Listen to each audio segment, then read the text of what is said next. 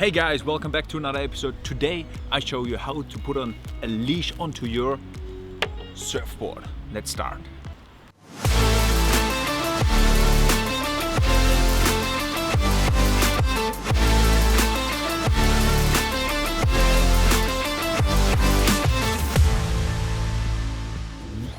So welcome back to another episode. It's a quick and easy one. Today I show you, yes, a lot of people do it wrong, but not now anymore.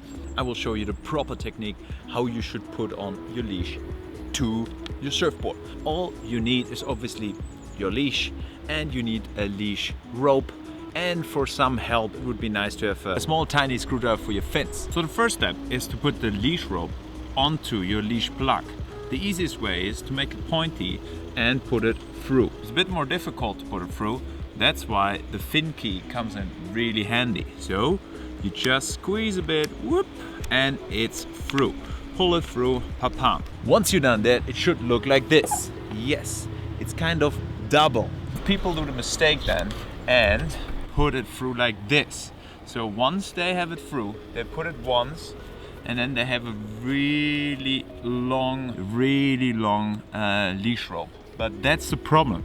If it's too long, you will destroy your rail if the wave is pulling onto your leash. You don't want to have it too long.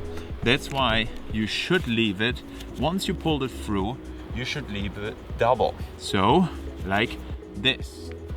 And this is the moment where you put the leash through. First, you start with the thick part of the leash, and you put it through. Small help is when you squeeze it and through the first both ropes till the middle, like this.